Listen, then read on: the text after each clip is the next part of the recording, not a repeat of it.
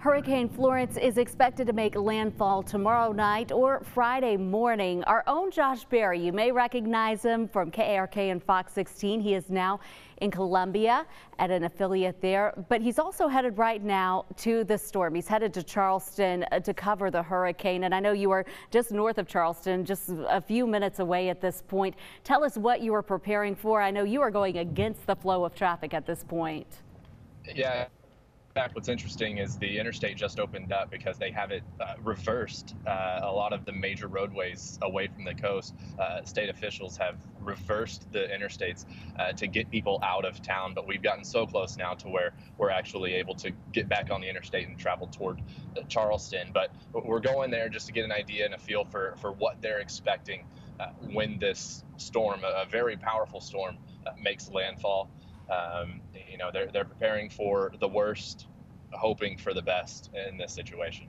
And you are going towards where everybody is evacuating from at this point. Mandatory evacuations along the coast of the Carolinas. What is it like there as traffic is going out? I know stores must be empty at this point with people preparing.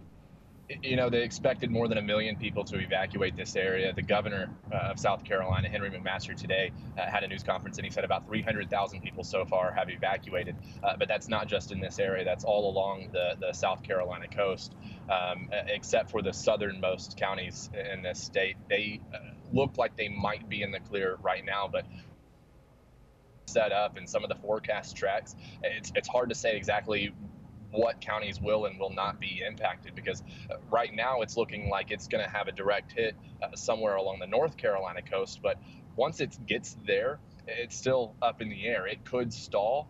It could stall out over the ocean just before it makes landfall and then go south and hit where we are in South Carolina.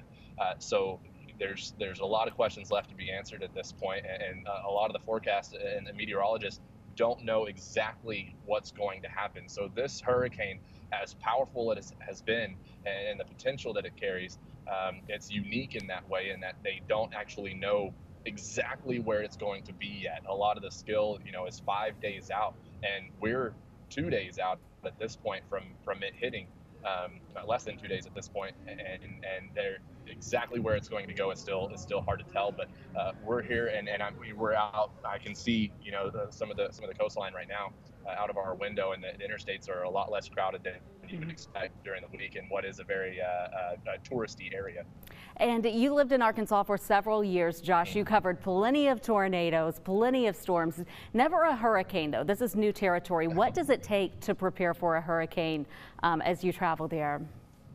What's interesting in the dynamic between, covering tornadoes and the aftermath of a storm there is here, we've looked at this storm system churning out in the Atlantic for over a week now. You see them coming off the western coast of Africa, and you know that they're forming, and you know how powerful they can be with the warm waters that are out in the Atlantic. So you have a long time to prepare. The governor ordered these evacuations on Saturday, almost a week before they expected landfall. So you have a lot of time to prepare, but some of the same preparations for whether it's a severe storm situation in y'all's part of the country, or even an ice storm in the winter. People are going to the grocery stores. The bread and the milk are always the first thing to go. So that's an interesting comparison between these two locations, is that people are going to the stores grabbing the same things. You want your generators, you want your propane, you want to be prepared, you want to have your emergency kits and all that stuff. So the similarities between the preparing for a severe weather situation in Arkansas is very similar to what it is here for a hurricane, but you oftentimes have a lot more preparation. With a tornado, you don't know where it's going to hit. You don't know if one is going to form. We've been looking at this beast out in the Atlantic for a long time now. Well, Josh, please be safe out there, and good luck to you. I know you are very close to Charleston to start your live reports for your station. You can follow Josh and stay up to date with the latest from Florence and his perspective from Charleston, South Carolina, by following him on Twitter and Facebook. Thank you again, Josh. Be safe out there. So good to talk to you.